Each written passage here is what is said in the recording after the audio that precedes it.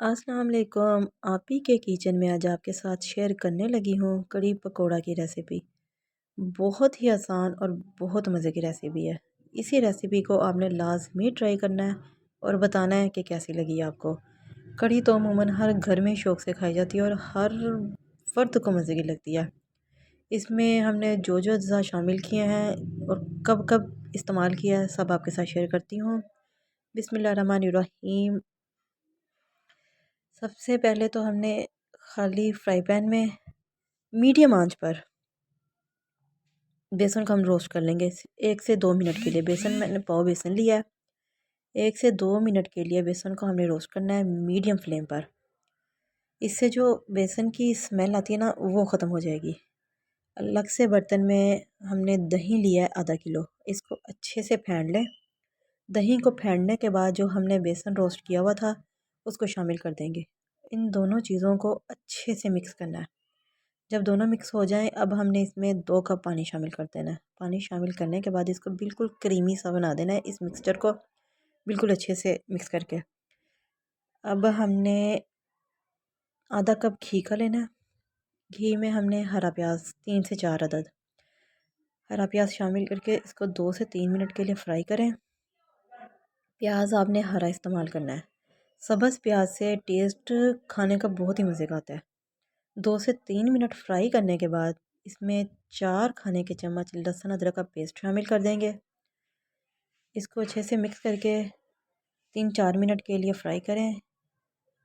3 से 4 अदद साबुत मिर्च और कड़ी पत्ता, 1 कड़ी पत्ता हमने डाला है। इनको 3-4 मिनट फ्राई करने के बाद 2 खाने के चम्मच ज़ीरा, 2 खाने के चम्मच जड़ा मिर्च, 3 खाने के चम्मच हल्दी, 1 खाने का चम्मच सुरख मिर्च पाउडर।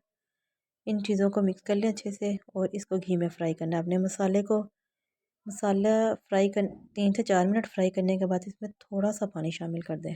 इससे मसाला जो बिल्कुल मिक्स हो जाएगा, अच्छे से फ्राई हो जाएगा।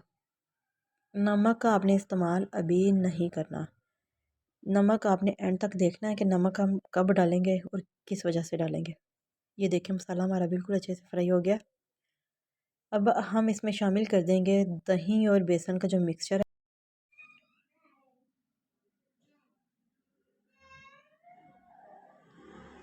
ये दही और बेसन का मिक्सचर हमने शामिल कर दिया। इसको डालने के बाद अच्छे से मिक्स कर लें।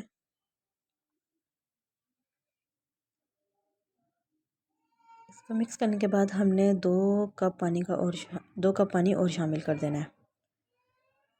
अब इसको हाई फ्लेम पर रखेंगे ताकि इसको बॉयल आ जाए। ये देखिए बॉयल आने के बाद हमारी कड़ी की ग्रेवी देखें काफ़ी थिक है। ठीक है, अब हम इसमें नमक शामिल करेंगे। अगर हम पहले नमक शामिल करते तो हमारी जो कड़ी की ग्रेवी थी वो थिक नहीं होनी थी, उसने काफ़ी पतला ही रहना था। नमक शामिल करने के बाद इसको मिक्स करें और इसको आधे घंटे के लिए मीडियम फ्लेम पर रख दें। उतनी देर हम तैयार कर लेते हैं पकौड़ों का मिक्सचर। इसके लिए हमें चाहिए 1 पाव बेसन। पुदीने का इस्तेमाल करके देखें आप पकौड़ों में। हरा प्याज, पकौड़ों में भी हमने हरा प्याज डाला है 3 से 4 अदद। बारीक कटा हुआ धनिया, बारीक कटी हुई 2 से 3 सब्ज़ मिर्च, 1 चम्मच सूखे धनिया, खाने का चम्मच, नमक हस्बे जायका, 1 खाने का चम्मच सुरख मिर्च पाउडर, 1 खाने का चम्मच दड़ा मिर्च और 1 खाने का चम्मच ज़ीरा। इसको पहले अच्छे से मिक्स कर लें। इन सब चीज़ों को, सब अज्जा को अच्छे से मिक्स कर लें और इसके बाद पानी शामिल करके एक इसका मिक्सचर तैयार कर लें। बिल्कुल आपने थिक सा रखना है, ज़्यादा पतला नहीं करना, इससे पकोड़े फिर ठीक से फ्राई नहीं होते, फैल जाते हैं। ये देखें बिल्कुल इस तरह, बिल्कुल अच्छे से बिल्कुल थिक सा बनाया मैंने मिक्सचर। कड़ी देखें, कड़ी हमारी आधा घंटा मैंने पकने दिया था इसको मीडियम फ्लेम पर। कड़ी हमारी बिल्कुल तैयार है। अब हम पकोड़े फ्राई करेंगे। घी पहले गर्म होने के लिए रख दिया था।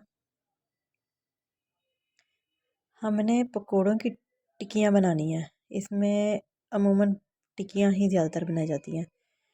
एक साइड से जब गोल्डन ब्राउन हो जाए साइड चेंज कर दें। देखिए कितना प्यारा कलर आ गया, नीचे का कलर नज़र आ रहा है।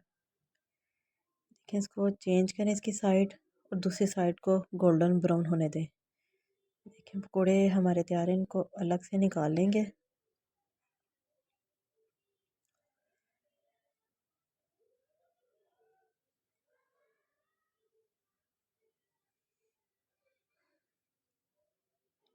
अब ये जो पकोड़े हमारे बने, अब इसको कड़ी में हमने शामिल कर देना है।